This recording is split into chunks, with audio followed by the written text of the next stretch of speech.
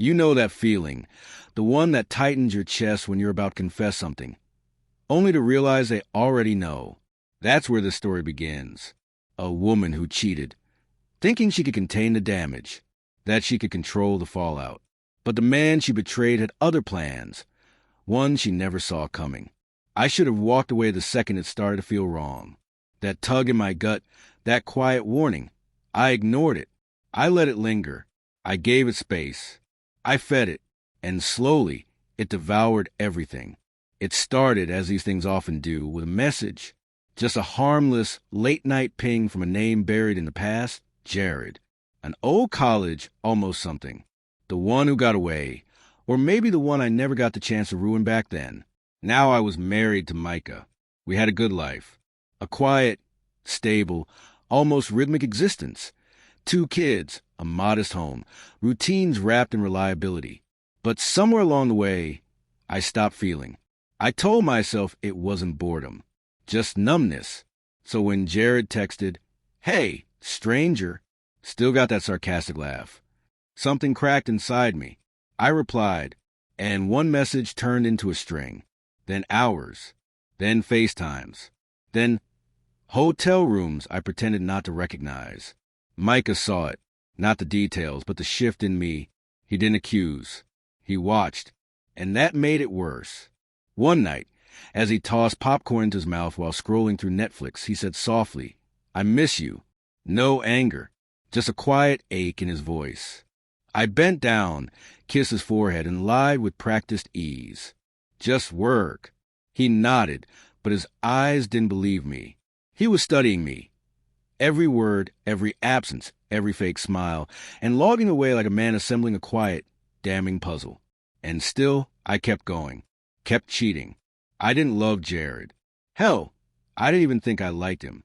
He was a mirror that made me feel wanted again, desired. But Micah, he made me feel seen. And when shame is in your bones, being seen can feel unbearable. That's when Micah began changing, too. He cooked more.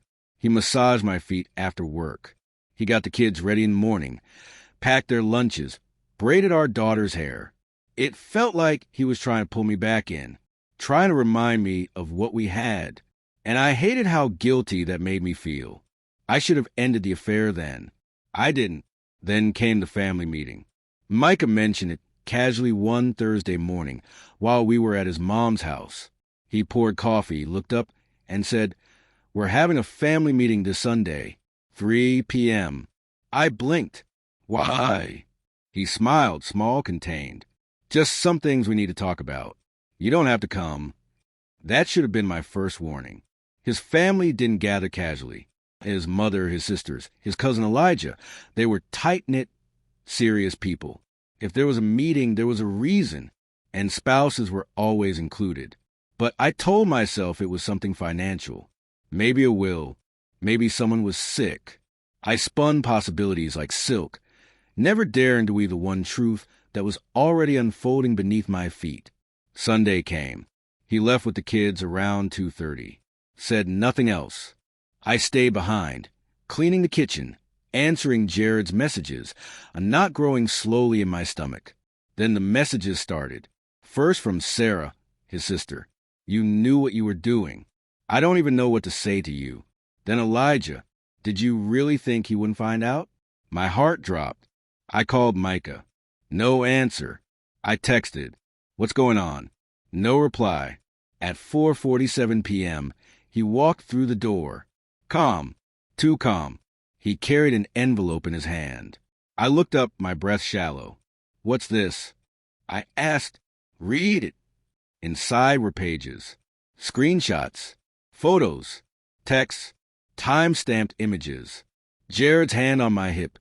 My smiling reflection in a hotel mirror. Date. Location. Proof. He had known for weeks. Maybe longer. My knees gave out. I dropped to the floor, but he didn't move toward me. He just watched. Steady. Detached. Devastated.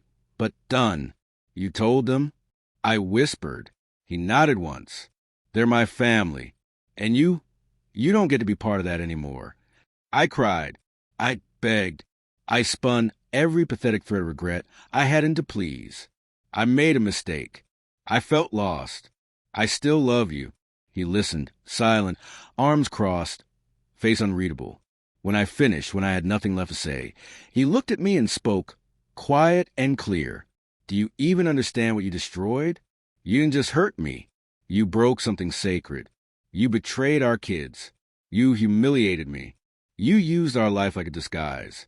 Every kiss, every lie, you chose it, over and over. And now I choose something else. He didn't say divorce. Not yet. He said separation. He wanted me to sit with the silence, to feel the exile, to live on the outside of something I once called home. 2 days later, I moved into my sister's spare room. I thought he'd forgive me, in time, that maybe, eventually, he'd remember the woman he married and softened. But time doesn't heal what refuses to be touched. He stopped responding to my texts unless they were about the kids. He changed the locks. He took off his wedding ring.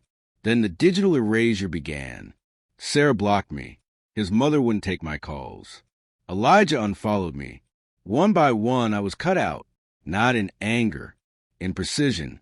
And Micah, he started glowing. I saw the photos online. Him on the beach with the kids. Him laughing at family dinners. Him building a new world where I didn't exist. And it hurt more than I could say, not because he was happy, but because he made it look effortless, like I had never been part of it. I ran into Jared once at a bar. He had no idea what we'd burned down. For him, it had been fun. Just sex. Just a thrill. For me, it had cost everything. One night, I wrote Micah a letter, 7 pages of pain and apology. I poured myself into it, folded every ache into ink. He mailed it back unopened. And now, I live in the echo of what I did. Not all betrayals end in shouting or slammed doors. Some end in silence. In a chair you were never invited to sit in. In photos taken behind your back. In family circles that close without you.